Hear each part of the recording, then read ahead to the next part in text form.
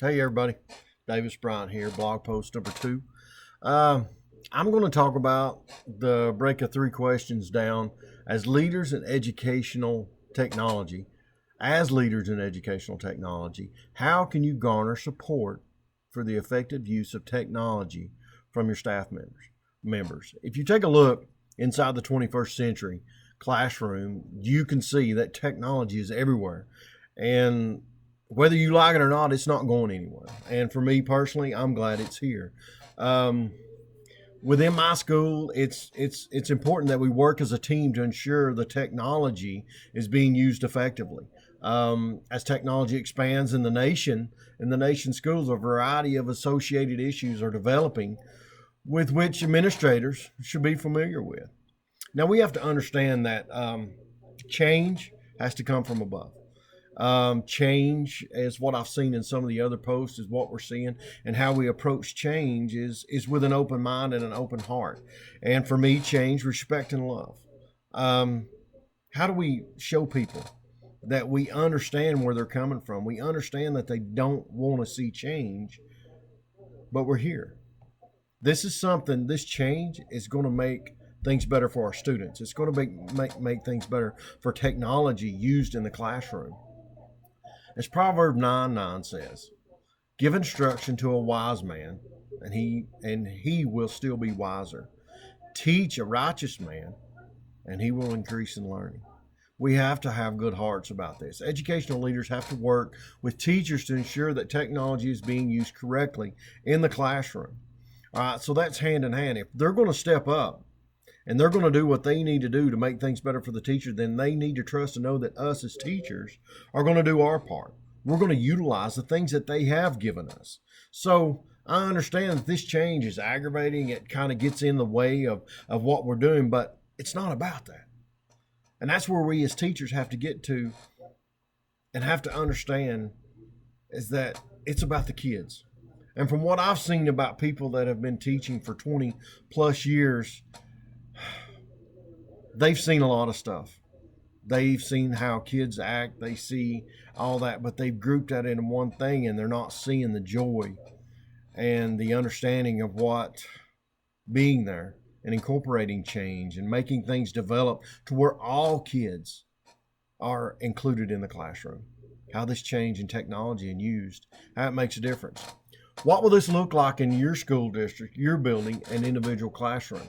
Listen, I'm all about technology. It's all in my classroom. For me, I'm the DLA here at Murphy High School. That means I'm the distance learning administrator, advisor. That means I have kids in here that are taking college courses, that are taking AP classes, that are taking North Carolina School of Science and Math.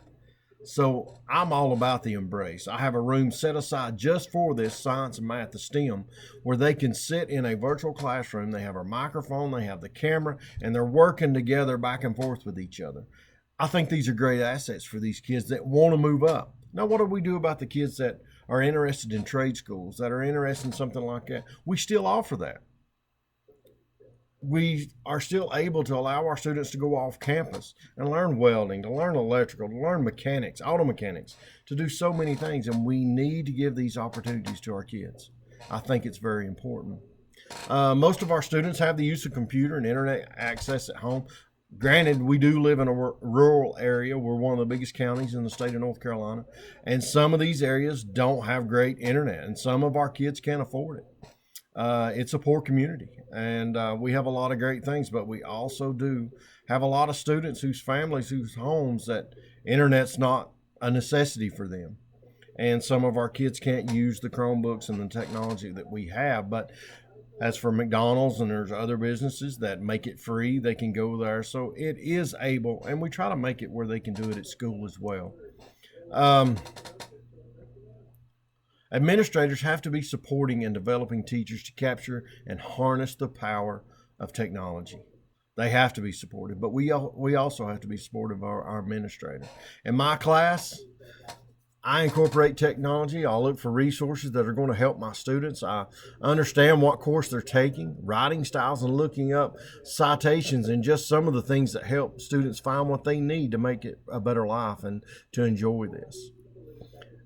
Scheninger, I quoted in his book on page 23, the individuals trusted with leading educational change in the 21st century are the least knowledgeable about the 21st century. Unfortunately, that's the case. A lot of our administrators and a lot of these high up that assign these things or make these things possible don't understand what you're going through. Or maybe they're in a different location and they're governing an area that they know nothing about. Unfortunately, that's where we are.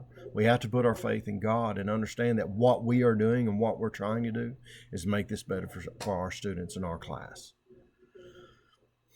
I try and make sure they know what I'm doing is not bigger than what they're doing.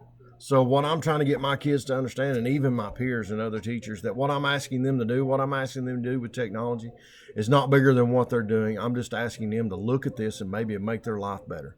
Thank you.